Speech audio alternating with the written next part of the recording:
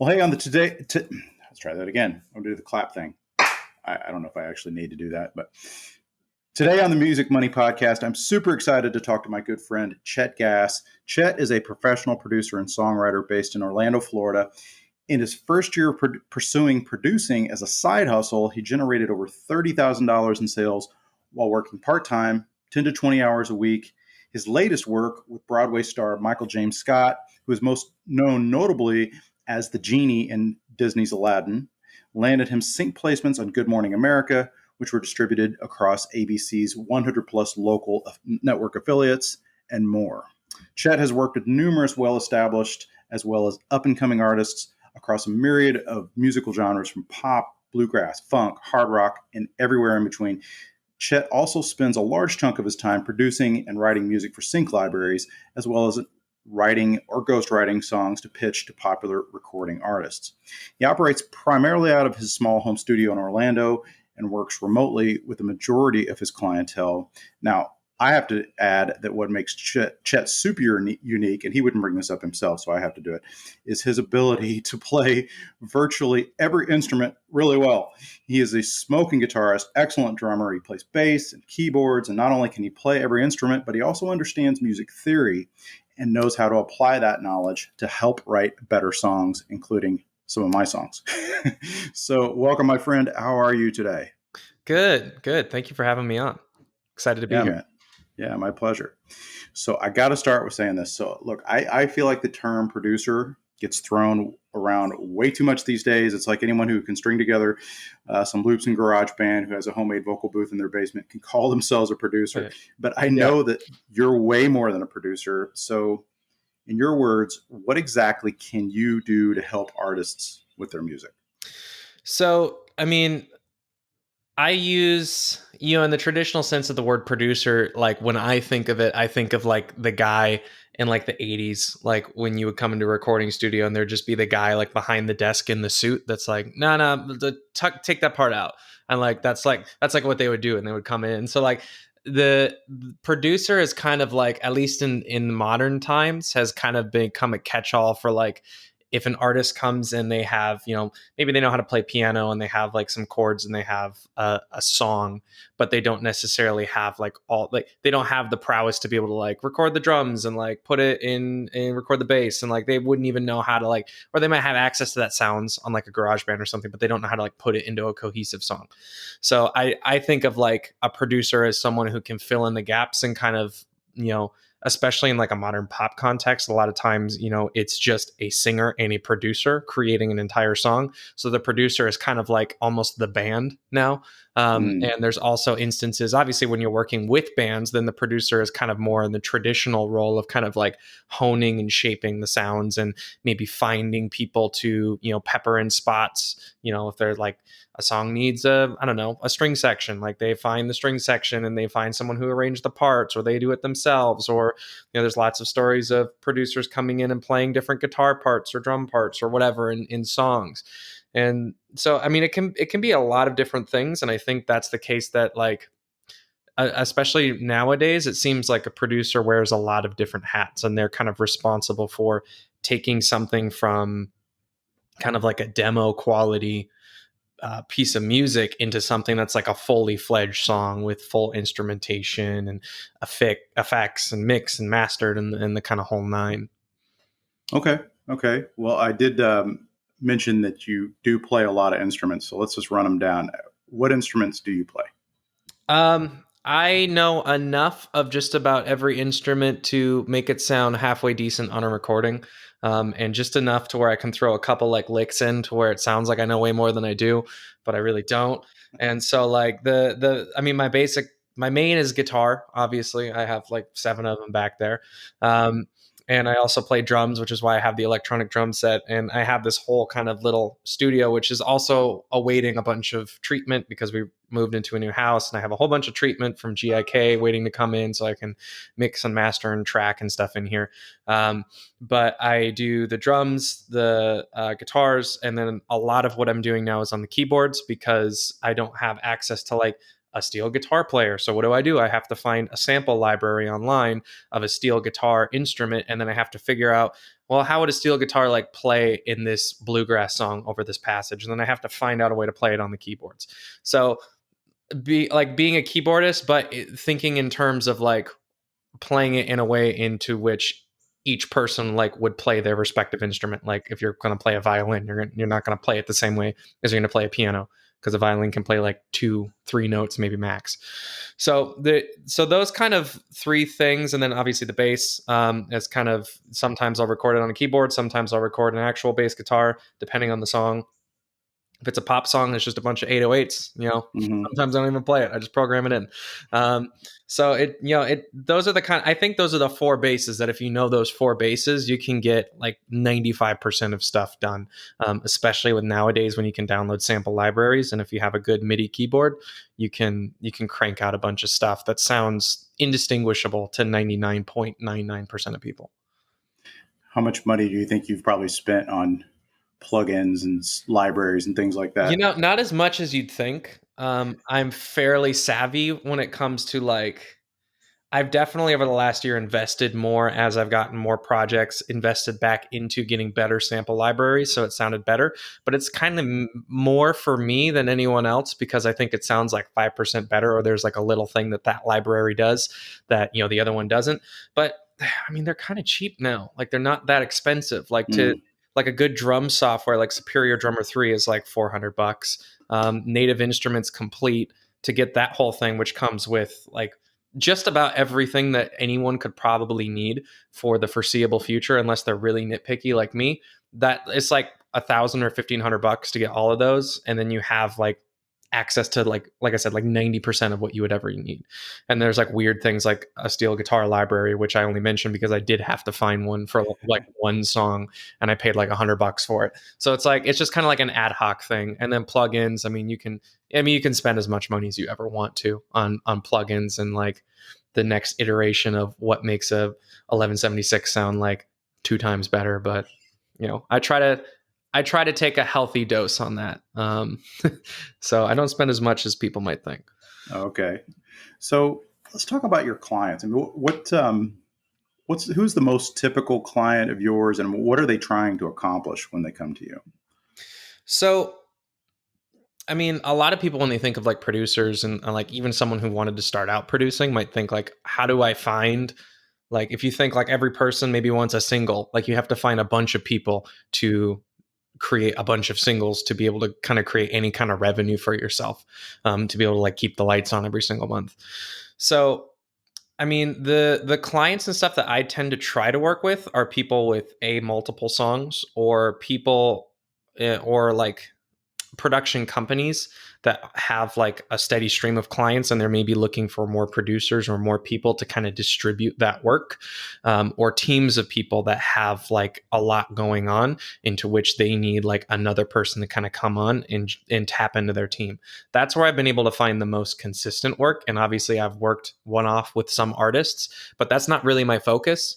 My focus is really just trying to build a couple of core partnerships with like either smaller teams or teams of people, because there's a lot of production companies out there, a lot more than I realized, that have like a lot of music that they need to create, and they just need people to either produce it for them, or people to source singers, or people to track stuff for them, or people to mix things for them. There's a lot of those companies out there that I think a lot of people don't really realize, and they need help, with the caveat like that you're good at what you do. Right. So like if you're not a really good producer, and you're not like to the level to where you think you could like approach anyone and be like, yeah, I have good stuff, like here's my work, like, let me know when I can start. There's a lot of people like that, and that's where I tend to get most of my work. So let's explore that a little bit, because that's honestly not even something that I'm familiar with. So, like, are they trying to produce singles for potential pop stars?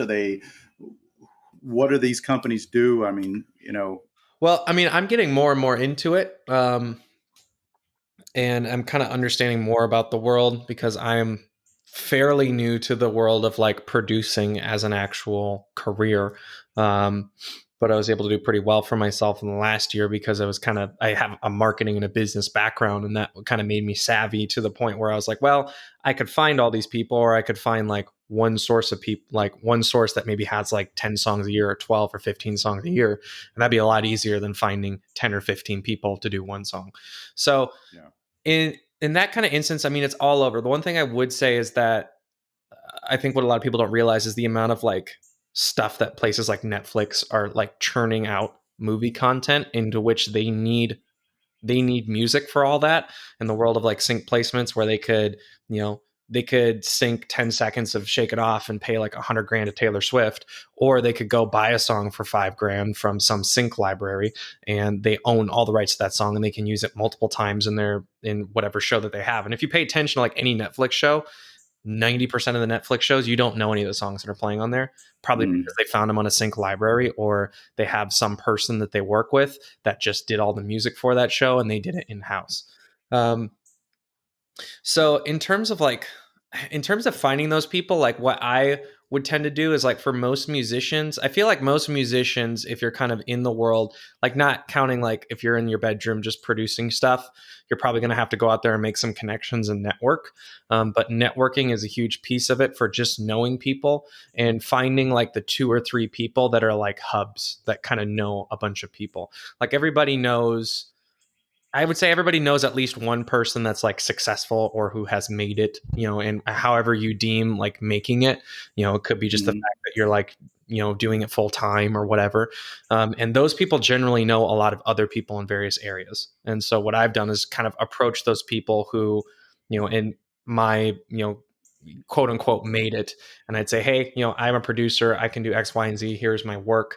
Do you know anybody or any people or any teams that might need what I'm doing?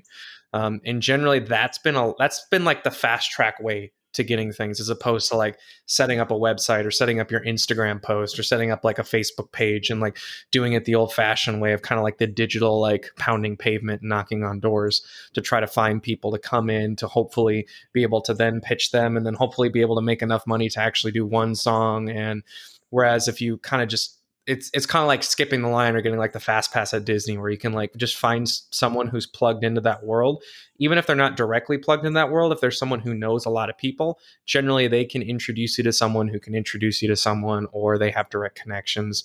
And it's just kind of a networking game. And I find really nurturing those connections and making an effort to network with people has been really effective for me, even if it's virtually now, because a lot of stuff that we're doing right now is virtual, especially within the last year.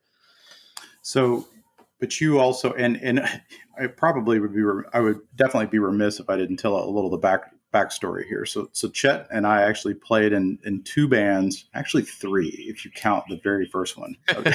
Yeah. So anyway, so we played in a couple bands together, and so we both live in Florida. Chet currently lives in Orlando. I live in Sarasota, and but for a long time in Sarasota, we had a band, it's the band that I still have, at Reverend Barry and the Funk, and he was a founding member of that band. We had some great times and did some really cool things.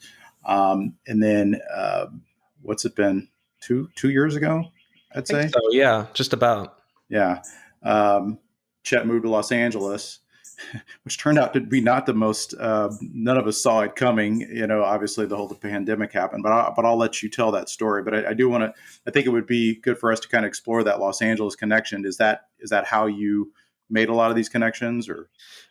Yeah, I mean, I got introduced to a lot of people because, again, I have friends out there that are kind of like hubs that they know a lot of people.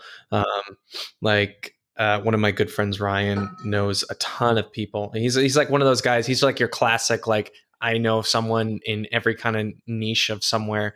And what you find out in LA, especially, is like there's a niche for everything. There's like, I had neighbors that did like the most crazy jobs, and I was like, that only would work if they lived in LA, and anywhere else it Yeah. wouldn't work. But he like knew somebody for everything. And so I remember talking to one of his friends that was, he's a friend of mine, that he's a fantastic producer. And I was just kind of like workshopping, and I was like, yeah, I kind of want to do this as like I want to find some kind of career in doing this. And again, I'm just like picking brains of people who are obviously even much more successful than I am. What I found is a lot of people like to be able to just share their success. Like if someone came to me and asked me, "Hey, how did you get like started with this?" Like I'm open to sharing that because a lot of people are just open to sharing, what they're good at. And so I started kind of picking the brains of different people who were really successful in that. And in that, I was kind of able to kind of show them what I did, and they were able to introduce me to people. Like some of my friends were able to introduce me to like some singers. One of those singers was Daniel that you had on the podcast, who's a phenomenal singer, and he's deep. He's way deeper into the music world than I am right now.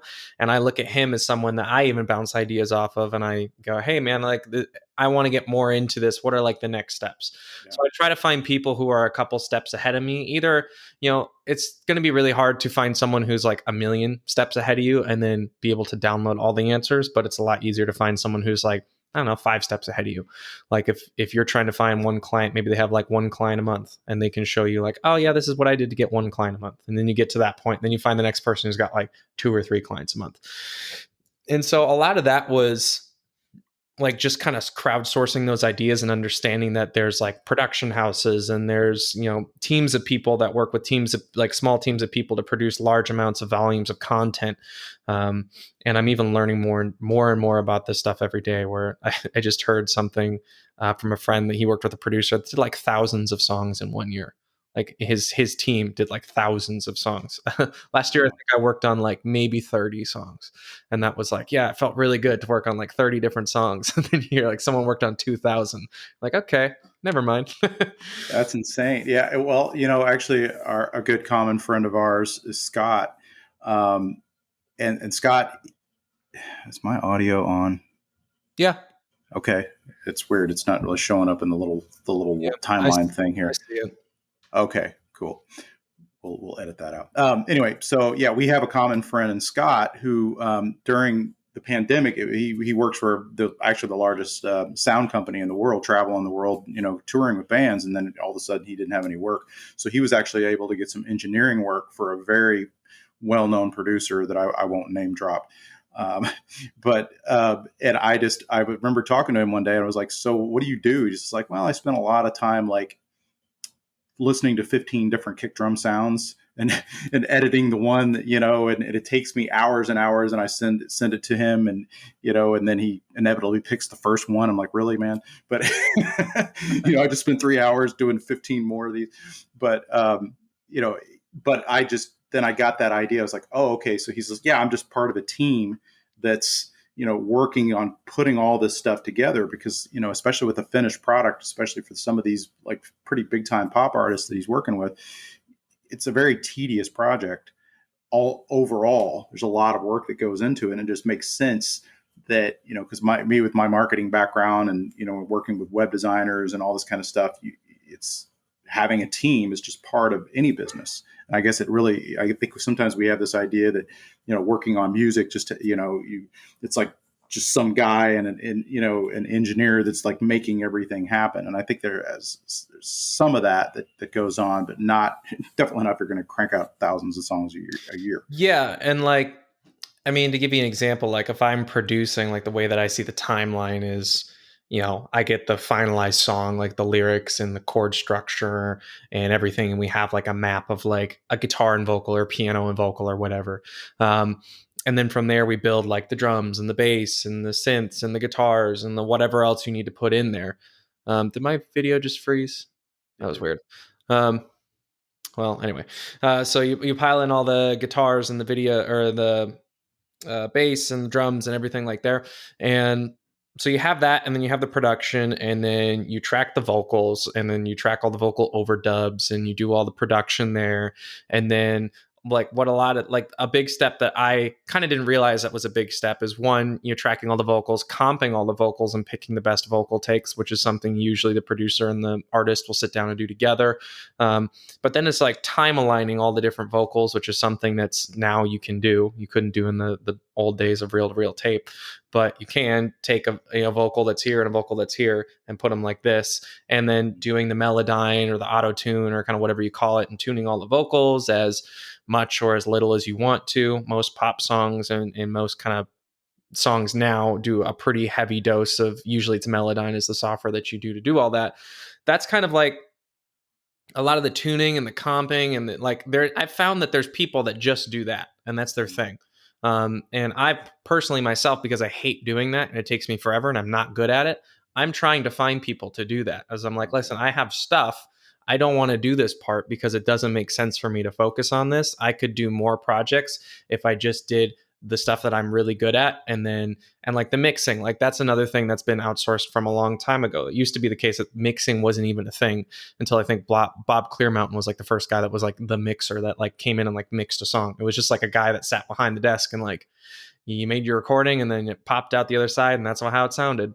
Mm. And so like there's all these like little stages where yeah, it's like kind of like a conveyor belt, or it's like any kind of business where there's someone that focuses on a specific part, and there's teams, and you know, a producer might wear a lot of different hats in which they, you know, for a pop song might construct a lot of the skeleton of the song or the bones of the song, but then someone might go in and do the effects and the mixing, and someone might do the vocal comping, someone might be tracking the vocal takes that, you know, if you're in a, I've done sessions where I'm in a completely different state than the person who's tracking the vocals, and you can do it remotely, and you know, someone's sitting there tracking the vocals and you can listen back and say, nah, try it again, do it differently.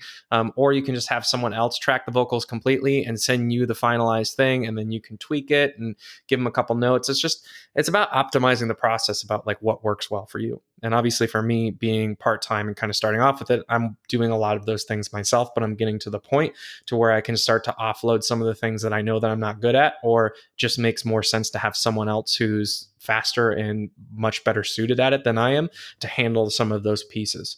So yeah, I mean, it makes sense. And the whole team dynamic, I'm realizing more and more and more is a thing, and people can do it remotely now, which is even cooler. Yeah, absolutely. And so as you're talking, I'm thinking about, you know, the person, maybe a young person who's, you know, they're just really into this. You know, maybe they've made some of their own demos for themselves. Maybe they have a friend with a band or whatever, and they're just kind of getting started. And they're like, man, if I could do nothing but, you know, just sit in front and look at those WAV files all day long, you know, and do that stuff. But I have to think, you know, like reflecting on your time in Los Angeles. I mean, even when you got there, you had a portfolio, if you will. Mm-hmm. Yeah. So, you know, and the person you referred to earlier is Daniel Capolero, I believe. When I interviewed him, and, you know, he's a big time songwriter now, written songs for Pitbull and Pink. And so for him to take you seriously, you needed to have you know, some chops that you could demonstrate to him. Oh yeah, I produced this whole record, or I engineered this whole thing. And oh yeah, that's me playing the drums and the guitar and the bass as well. You know, there's a thing, the best thing I found to be able to find people that are cool to work for you is to hire them on something that you want done. And that's not only been like in a marketing and business thing, because I have a background in that, and that's also what I do a lot. But in the music realm, like people that I've wanted to work with in open connections with, like one of the easiest things to do is to, like, if I want to track vocals for a song, or I want someone to mix, or I want to just kind of an introduction into someone, the easiest way to do that is to just spend a little bit of money to have them work on your project. And that's an instant way for you to have like a connection with someone and an instant in with somebody. And then they're going to respect you more because they know you're the type of person that will, you know, invest in one of their products or services. And so they're going to be a lot more willing to invest in your products and services. Like when I met Daniel, it was for a session vocal for a song. Okay. Like I mapped it all out and was like, hey man, here's exactly what you need to sing. I just did a little crappy scratch vocal with my SM58 in the, you know, my apartment, but like, you know, just do your thing, how you do it. You're the professional. Paid him to do the session vocals. And then I obviously used him for many other sessions after that, as a session singer. And he, like me and him kind of developed a relationship just that way. And we're actually working on something right now. I can't really divulge much of the details, but we're working on something together really exciting now that wouldn't have happened if it wasn't for the fact that I didn't just like go out and hire him and spend a little bit of money to get his vocals on my song. But now I have an introduction with somebody, you know, who I might have not had an introduction with otherwise. So if you can't do like the networking thing, the best other option I found is to just like seek out someone's services and just hire them for it, even if it's just one time, because you have an instant like connection with someone that you can't get otherwise. That's interesting because it's funny that the exact advice, because I had asked Daniel about actually a song that you and I worked together on, "Call Your Mother." Um, I've been told numerous times that that song sounds like a big country hit. And for those of you who know me, know that I don't know anything about country music. I don't even like country music necessarily. Sorry, not to offend anybody, but it's the truth. I'm into funk and more rock and all that. But I wrote a song for my son for his graduation from high school. Actually, Chet and I played it together at that actual event. But anyway, so we recorded it, and I've been told numerous times that it sounds like a major country hit. And I thought, well, okay. And I had just interviewed Daniel, and I said, hey, man, if I wanted to get this in the hands of somebody who could get it to a big artist and shop it to them or whatever, how would I do that? And his suggestion, what I thought was great, which was he said, well, I know a guy that's a Nashville country singer that sang on thousands of demos. That's what he does for a living. And you should have him sing on it. And, he said, if for nothing else, because he's so well connected in Nashville. Mm-hmm. And if he says, hey, I just laid down this demo for this song called "Call Your Mother," I think it's pretty good at a party or something, now whether or not that would actually happen, who knows? But I thought, wow, that's actually pretty clever. You hire somebody to do the work, and then you build a friendship with them, and it probably would cost me a few $100. So I may pursue that. Then I had to ask him, I was like, do I need to add like a pedal steel or something to the recording? Because I can do it. I have a virtual library for you it. do. Hit me up. Okay. Yeah, you still probably have the tracks. Yeah. So anyway, so let's I want to, for those of you who are listening, or people that are listening, kind of might want to know your background. So I wanted to just kind of shift gears here and kind of talk about your upbringing, because I think this is really interesting. So where were you born and raised? I was born and raised outside of Missoula, Montana. So I had nothing to do but to do music because I lived in the middle of nowhere.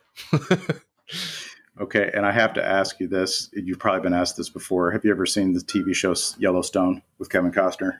I haven't. I think when I looked at it, I cringed a little bit, Yeah. and then I just wrote it off. Well, it's like all these they're not reality shows. These binge watching shows, they all have the same thing, which is basically, take an interesting thing and put like a mafioso thug into it as the main character, and that's exactly what Kevin Costner is. He's basically a thug of Montana. Cattle ranch.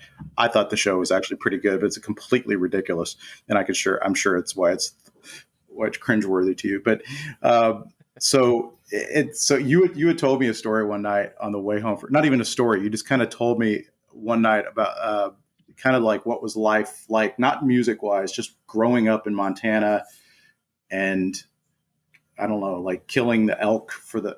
Come on, man! You got to tell some of those stories. Yeah, I mean, I live in Orlando, and I've went to LA, and when I came to Florida, I kind of felt like it feels like a different life when I think about Montana, because my upbringing was very much like outdoors, old, like west. Like I worked, like my first job, I moved irrigation pipe on a hay field, and then when the hay came, we had to like buck the hay bales onto the trailer, and it was like the good old fashioned work. That's real work. I think I got paid like $4 an hour. I was child labor laws like didn't exist on that ranch. No. Yeah, I mean, like I grew up 11 miles out of the nearest town, so it was like about a half-hour ride to school. I was like up a dirt road in the middle of nowhere, and when I said like my nearest neighbor, we did have a neighbor that was like maybe a 5 or 10 minute walk, but like the next neighbor was like a half a mile. So it's like there's no one around. There's just land. And I was really artsy growing up because my mom was a bronze sculptor, and she did like Western themed sculptures. My dogs are barking. I don't know if you can hear that in the background. No, I couldn't hear. That's good.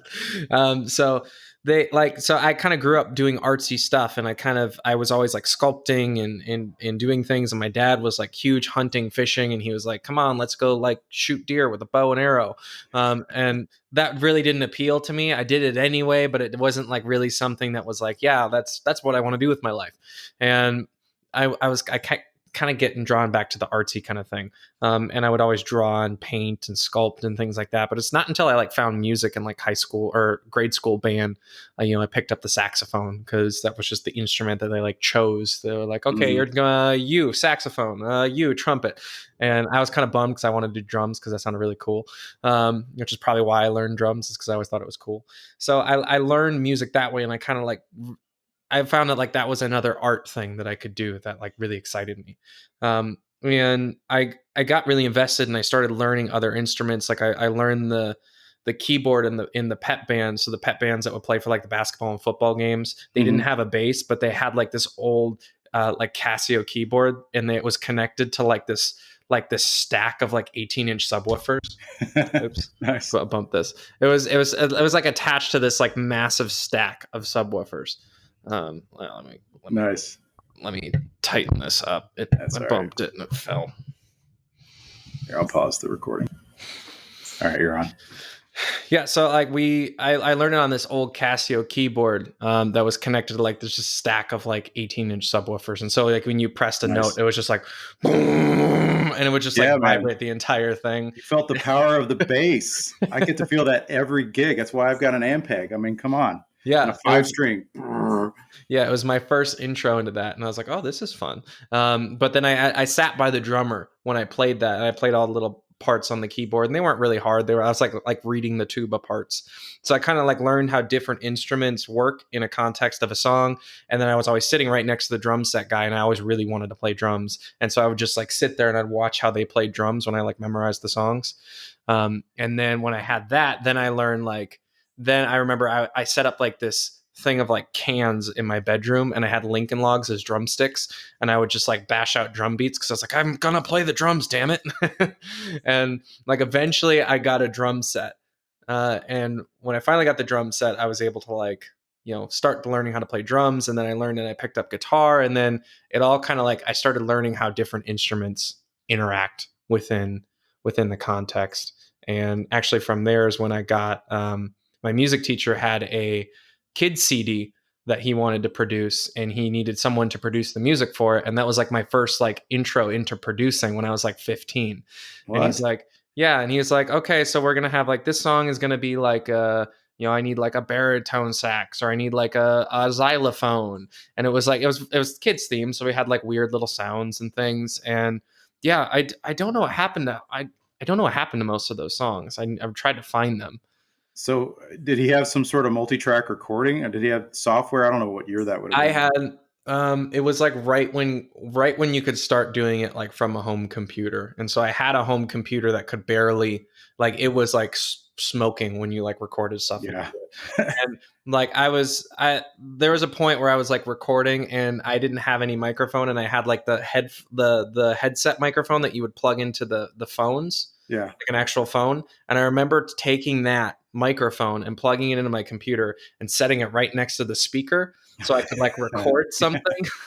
And it was the most ghetto setup like possible. Hey, And man. so, yeah, I made it work. And like he paid me a little bit of money for that, and it was like my intro, I guess, to producing. And then I had another family friend who did like these hunting DVDs. And when I got more kind of proficient, he was like, "Hey, I just want like tracks to play like behind like the hunting DVDs." And I have my Hmm. buddy who has a band, but they only have like 5 songs, and I just would like more songs. I was like, yeah, I'll create some for you. And so like I created like, I don't know, 10 or 15 like just instrumental tracks. So just like rock songs and stuff. Because I was really big in rock at that time. And so I sent those to him, and he used those in his little DVDs. And so like when most kids were like still trying to figure out how to like, play a different instrument and get really proficient, I was trying to like figure out just enough to where I could play every single instrument so I could kind of string together these songs.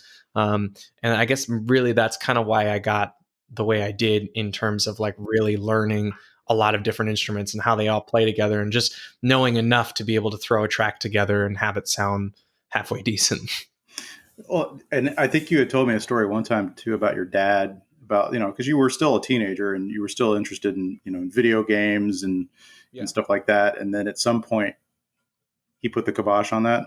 Yeah, he said, no more violent video games until you're 18. You're going to do something more productive with your life. So yeah, I play some video games now, but I was able to sneak them in towards the end of my term, probably about 16 or 17. He was a little bit more lenient on that.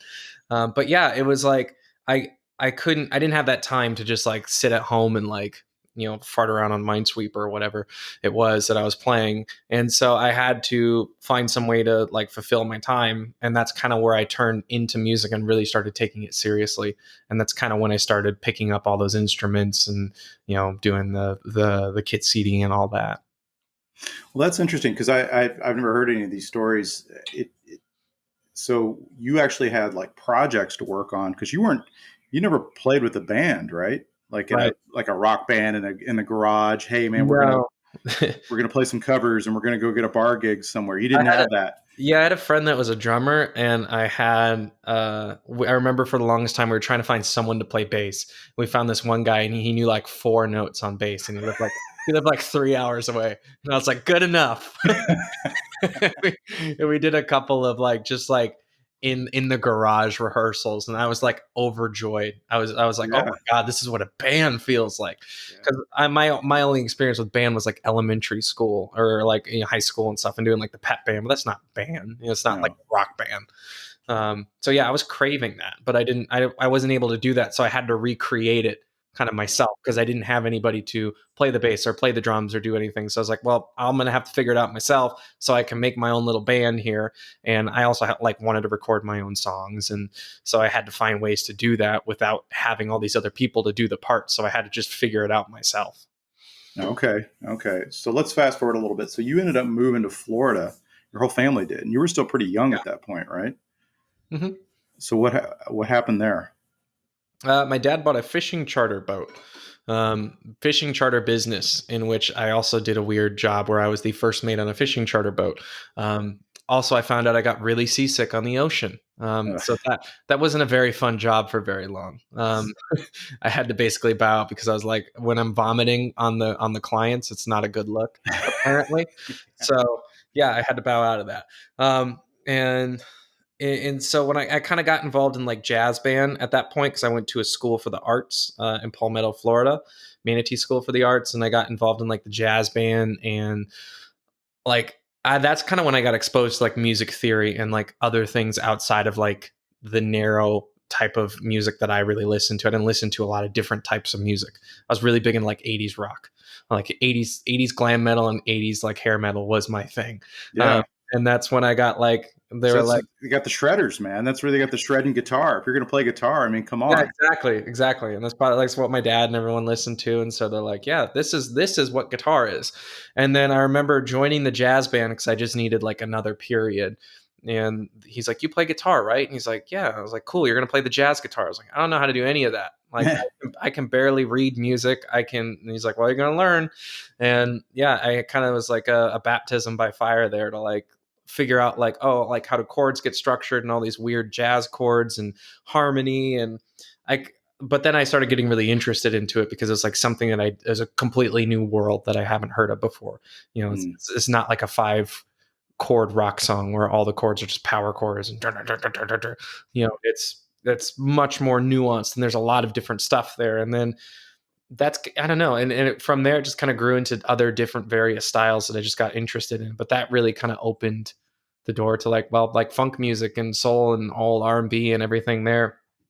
I only kind of became into that world because I was interested in jazz music, and I kind of felt how all those kind of flowed into each other. Yeah, yeah. Well, that's interesting too. And I think I have to think that at your age too, because Chet and I actually met when you were 19, I believe. Yeah.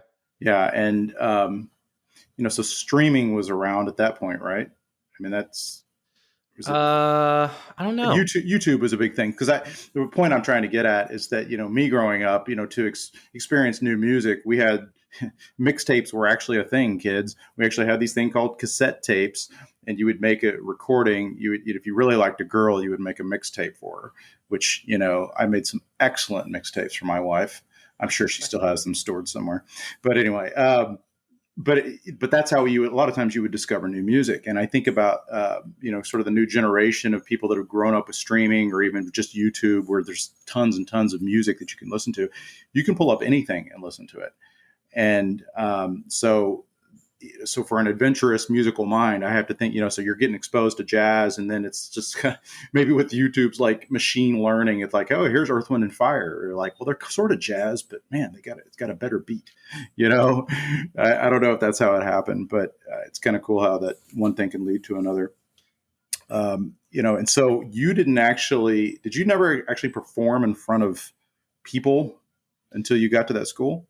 Yeah, I mean, my first like gig was like the senior showcase. And I did like a guitar vocal version of Hallelujah. And I remember everyone was like, "Oh my gosh, that was so cool, so great."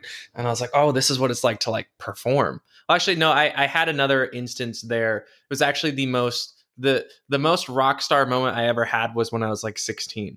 Because I forgot about this. I went on like this college prep program, and one of like the end of the thing was like we got to go to San Francisco and we got to hook up with the other college prep program, and we did like it was like a talent show.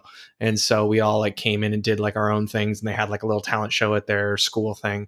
And I don't know, I did like a Jason Mraz song or something. And Mhm. like I had people like coming up and like asking for autographs and stuff and like taking pictures. And I was like, oh, is this what like music is? Like like when I play music, people do this. And I found out none of the other times they did that, just the very first time. So it completely spoiled it.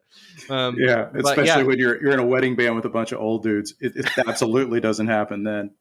yeah, and it's dangerous to a 16-year-old mind to assume that that's just how life works when you go on stage and you perform, and then people just ask for your autographs and like swarm you afterwards. It was a really bizarre first gig experience, but the next one after that would have been like the senior showcase, and then would have been like I guess when we did the rock band. Yeah, That would have been like that was like my first actual like going out to a place, playing like a bar gig. Like that was yeah. my first bar gig. I still remember that. It was like I forget where it was, but it was a weird setup. I'm sure it was horrible. Not that you were horrible. It's just I'm pretty sure I was there, and the gigs back then were not that great. But uh, we had actually Chet and I. So we did end up with a band that played pretty much all weddings and corporate events there for about 2.5, 3 years, and the band did quite well. But the early stages of that, we actually had just like this little rock band. I think we only did a handful of gigs, Yeah, I um, think so. and then we just decided just to put that whole thing aside. And because the wedding thing did pay really well, it can. And then we got really, really tired of that whole situation and decided to put together this little side project funk band with 8 people in it and a horn section. And that became Reverend Barry and the Funk, which we've had a great run and we're still running. And actually, Chet has actually produced. If you listen to my band's, actually the whole first record, that's him playing a lot of the instruments, and of course he produced and engineered the whole thing, wrote a lot of the songs on it, and he actually produced our most recent record and helped produce our most recent single. So, if you care to listen to some of Chet's funk work, okay, I did want to ask you. Okay, let's kind of maybe shift gears into songwriting, and because like music theory is a big thing that you mentioned. Yeah. Um, how important do you think that is for songwriters? I think it makes you more able to or could like more able to illustrate what's in your head and put it out easier. Like if I hear something in my head, if I hear a catchy, whatever it is, melody or something, and I know the harmony behind it and I know the theory behind it, it's a lot easier for me to like sit down and just like play it on a keyboard because I kind of understand the how that translates into whatever my hands need to do to make that happen. Some people can do that by ear. Some people, I wasn't born with perfect pitch. So some people who are, they can just like play a note and they're like, no, it's not that one. And they just keep going and they're like, oh, yep, it's that one. Mm-hmm. And I mean, I'm under the camp of like that I don't think that enough theory hurts. I don't think that you can know too much music theory. I think there's a point where it doesn't really like I don't need to know all the jazz music theory that I do to be able to do like 4 chord pop songs. I don't need it. But I think it does. And I think what really interesting songwriting is, like when I think of like the Thriller and the Off the Wall album by Michael Jackson, like I Mm, feel like those are excellently crafted songs because of the fact that they know what rules to break in terms of like your standard pop song, and they just pepper in like these interesting chordal changes or these interesting like harmonies or dissonant kind of things, these tension and release pieces that you can figure out if you don't know music theory and harmony and all that, but it's a lot easier when you know it, and when you hear it somewhere else you can recognize it and go, "Ooh, I like what they did. I like how they used that one chord or that one change there. I like how they did that key change." um, I just went through and I listened to kind of like a breakdown of the new Anderson .Paak Bruno Mars tune, mm, and I was like listening to how they did the key changes and how they were flowing from one key to the other, because that song changes key like 3 or 4 different times, and it's wow. just interesting. But they do it so in a way where it doesn't feel like they do, and that's like the top tier writing that you don't have to know it, but it helps a lot to know that kind of stuff to be able to like really have a really interesting, well-rounded pop song that's not just like the basic 4 chords that 80% of people use, which there's a reason it's a tried and true and tested formula. But I think when you can pepper that in with some interesting spicy chords, that's where you have like a really something really unique. Yeah, yeah, it's funny you mentioned that song because Daniel and I actually talked about that song last week. It's just the thing I really appreciate about Bruno Mars, him being a major pop star, but yet the musicality on a lot of his tracks, it's just you know you can there's a lot of theory there. Not all of them, I mean some of them, like Uptown Funk or something like that. It's just straight up, you know, Yeah. but that song in particular, the first time I heard it, I was like, ooh, they're going off into some interesting directions melodically and harmonically, but still, keeping it catchy and all that. And I really would love to see more pop music go in that direction. I really hope that inspires other artists to be like, look, I don't have to stay in that for those same 4 chord, because I think people have to be bored with it. Even the people that create it have to be bored with it. Yeah, But I mean, there's times where I'm working on songs where I'm like, how can I spice this up just a little bit? Or yeah, how can I add something in here that's just, it's not totally off the wall, but it's something that gives it a unique spin or a flavor. And I think it's the people that can marry that kind of like formula and then find ways to like add little seasonings into it. I think those are the people who are like really excellent songwriters. yeah. Um, yeah, I mean, there's a couple people I can think off the top of my head that, Bruno Mars is one of them. Charlie Puth is another one. Like that's a pop star that like will also, because he's a jazz guy, like in like through and through, he'll put in like these interesting little changes and stuff into his pop songs. And yeah, I mean, there's that stuff. I feel like I hope is more on the comeback. I hope people are getting more out of the formulas and into like something that really makes a unique song, because I think that also makes it timeless. So you take a look at a song that's like that followed the exact formula, and you listen to like a pop song that maybe was a big hit like 2 years ago. Now if it feels dated, or even songs that were released 6 or 8 months ago feel dated because Mhm. it was just like they were using production elements that were really hot at that time, but it was just kind of cycling the same chords, same progressions, same vocal melodies. Like one of the vocal melodies that I forget what the technical term of it is, where it's like ba ba ba ba ba ba ba. Like there's so many hip hop, pop, so like that phrasing has been used to death, Yeah. and so like it's those songs get dated quickly and they get like put into a little box of like, oh, this means this genre. But I think the songs that, or this means like this time, it's like they get time capsuled. But I think the songs that are like timeless, that just, like the Don't Stop Believings or whatever, even though that is 4 chords, there are certain songs that are like timeless that just have a certain essence to them in just the way that they crafted the song or the instrumentation that they used or the vocal performance, or some way that they structured the melody in which like it doesn't matter what genre or what time frame it was played in, rather. It's still just as good now as it was 20, 30, 40, 50 years ago. And there's every now and then it feels like the songs are less and less now, but there are still songs that I feel like hit that criteria. And you can just instantly tell when someone's like, oh, that's going to be a song that like 10 years from now people are still going to go nuts when it goes on, like a DJ puts it on. Yeah, for sure. And in fact, what you were saying, that I couldn't help but think of System of a Down. Now that's totally, it's metal, It's an but interesting one. but the reason I think that is because I was actually just reading about Rick Rubin, who was the biggest producer from my era growing up in the '90s and stuff, and and he produced System of a Down. And I remember when they came out, and if you listen to Chop Suey, I mean, they are so strange because they just broke the mold, because metal at that point, metal can be very formulaic, right? And they came in, and I think a lot of it, they're Armenian. I mean, the whole band is, and so I think they just have a different take, and they put like this really wild, strange. And they said at some point, they were absolutely a band that you either loved them or you hated them. And there were certain radio stations in LA at the time that refused to play them because they absolutely hated their material because it was so odd. But the thing is, like, even with Chop Suey, it's got that "wake up, why don't you put a little makeup?" And I remember the first time I ever heard that on the radio, and I was like, "Holy, what the hell is this?"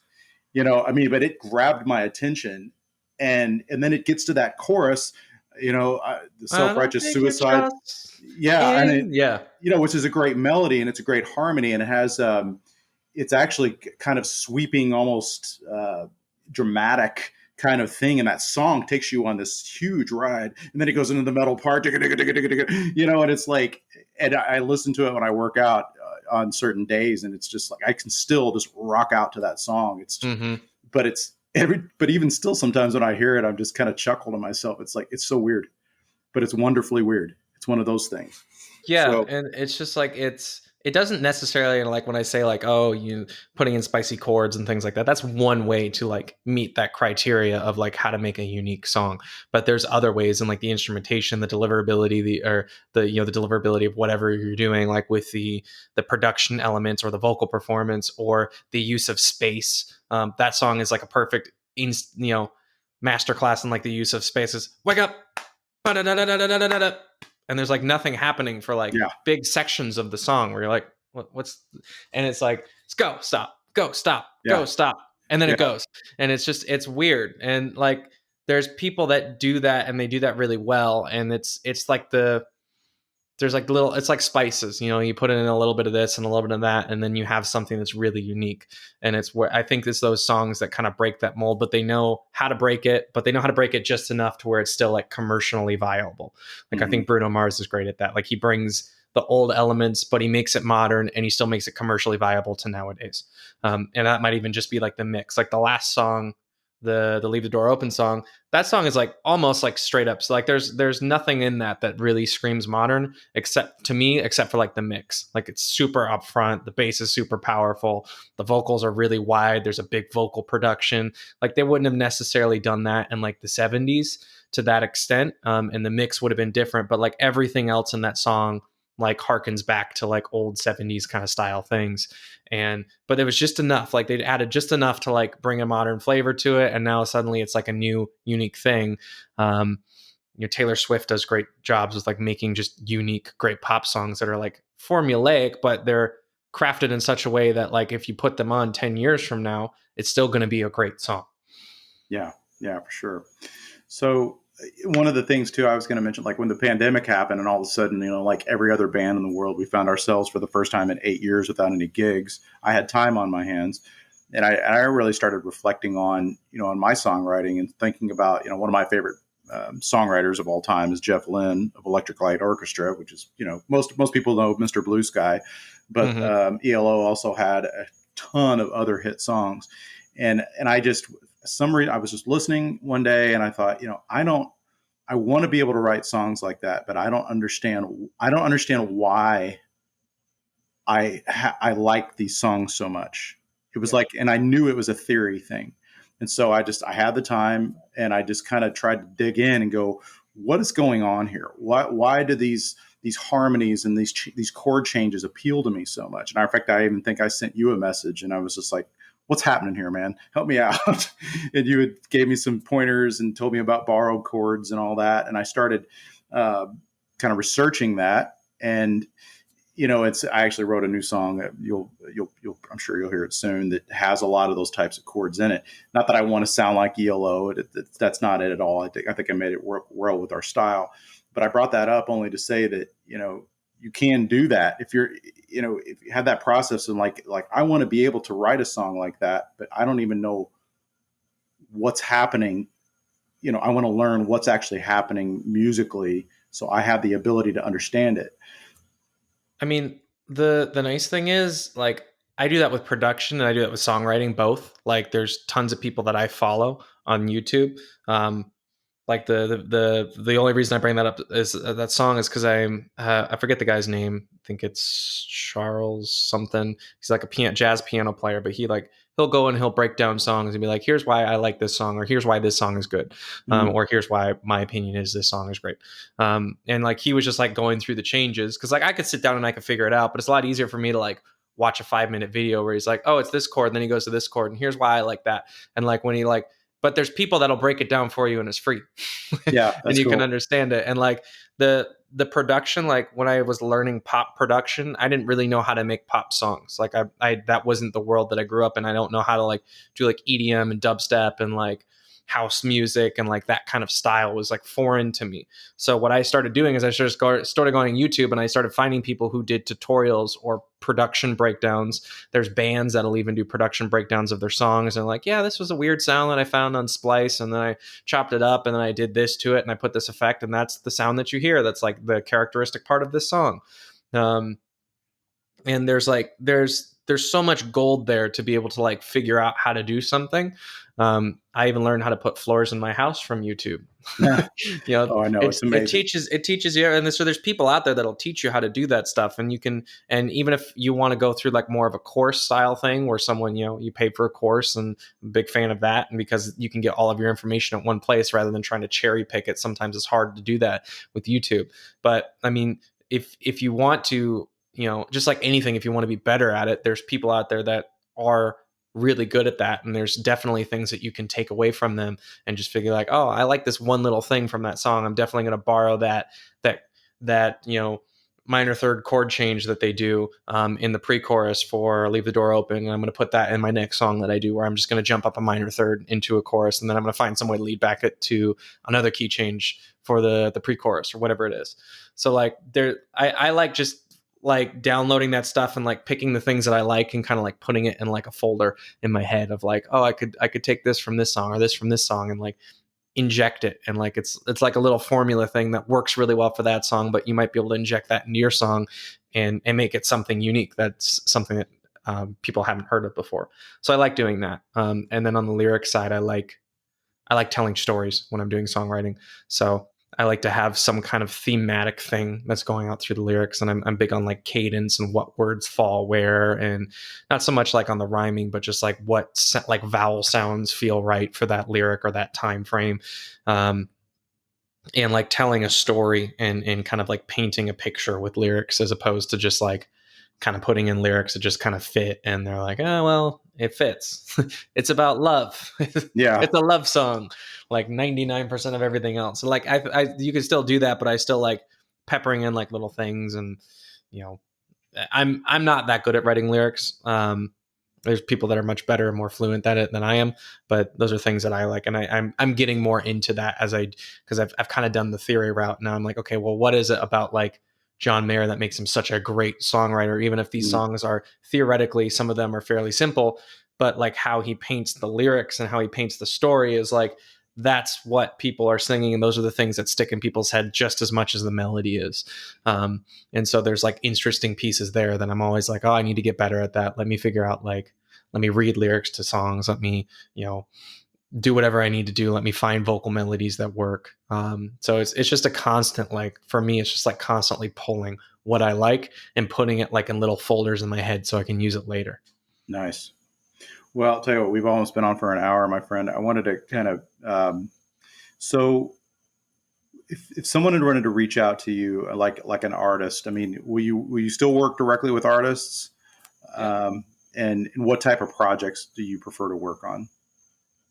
I mean, I feel like I do my best work with organic instrumentation. So I deem organic as like if the basis of your instrumentation is going to be based in real instruments. So if you have a song and you're going to want like real drums and real guitars, or you're going to have like a country song in which like most of your instruments are going to be real, or even it's like a pop song where like you want to, put in like, I don't know, like some distorted guitars or something as like the primary thing. Like my my strong suit is in like organic instrumentation, whether that's R&B, funk, country, rock, pop.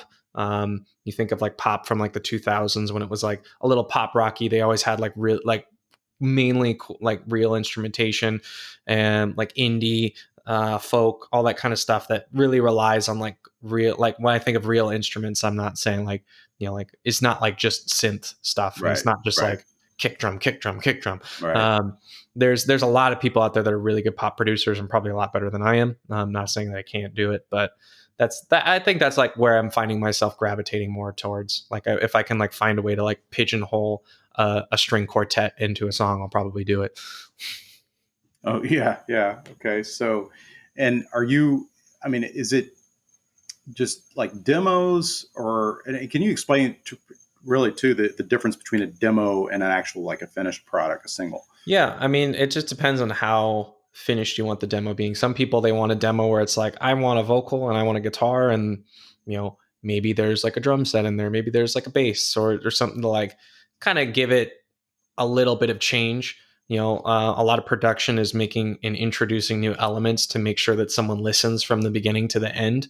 I think it was Max Martin that has like a 4-bar rule. Like every 4 bars, something new has to come in or something has to leave to make it interesting. And like keep it's like a journey that someone's going on. And so, a producer is kind of like taking someone on a journey. And I feel like the amount of finished you want is just how much of a journey that you need to take someone on. If it's a demo, it could be a couple of instruments. I still think that most songs, I'm a firm believer that if you have a good song, it should still be a good song with a piano and vocal or a guitar and a vocal. Like if it's Hmm. not, you probably need to maybe craft some things to, adjust the song to where it works a little bit better.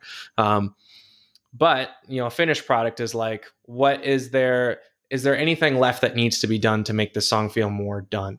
And when it reaches that level to where it's like, no, this is like, if I put this on the radio, it would sound like a done song. That's what I would refer to as a finished product. And most of the stuff what I work on is not really necessarily demos. It's more of finished products. So they have a conceptual idea of like what they want in their song, and they're like, I want to take it from this and I want to make a finished product where I can put it on an EP or a single or an album, and I can release it, or I can publish it to a sync library or whatever it happens to go to. Okay.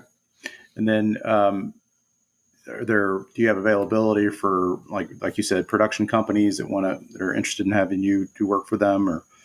Yeah, absolutely. I mean, this is something that I'm, again, it started as a side hustle and it might grow into something more. And so, yeah, I'm definitely open to talk to anyone, anybody and anyone who is either a sync library person, an artist, someone who's a part of a team who needs someone to kind of, produce in any aspect in terms of, usually taking a song that's a conceptually good song, and making it like a full and finished product that they feel really good putting out there into the world. Cool. Cool. All right, Chet. Well, I think I'm sorry about the lighting. I Yeah. disappeared into the dark. I faded. I had a little technical issue. I would normally be in my office, but now I'm literally out on the porch and getting dark. But anyway, you got to look at Chet most of the time anyway. So, If I can hear so you, that's what's important. that's right. That's right. And they could see the reflection of my glasses. So, uh, so much knowledge here, man. I'm sure we could keep on going and going, but yeah, man, I really appreciate you coming on. I hope you've inspired others that that guys that are engineers, producers that want to get into that. That the work is out there. The work's definitely out there. Yeah, That's the one thing I want to stress is there's people out there. I was able to do all this when the pandemic was going on. And I was fortunate enough to be able to do that. And I had to get a little savvy about like how I was going to do it. But yeah, I mean, the overall goal that I guess if I could stress anything is that there is work out there for people, for producers or musicians that want to do it remotely, and just want to do it in general. if they have the chops to do it, and if they feel really good about the product and they put in the work to be able to say, yeah, my stuff is really good. I'm just ready to put it in front of people and get paid for it. There's certainly ways to do it. I was able to do it part-time. So yeah, for sure. If that's the one thing someone could take away from that, that would be all I could ask for. All right. Well, thanks again, man. And I'm sure you and I will be talking again really soon. Yeah, sounds good. All right. Take it Thanks. easy. Yeah.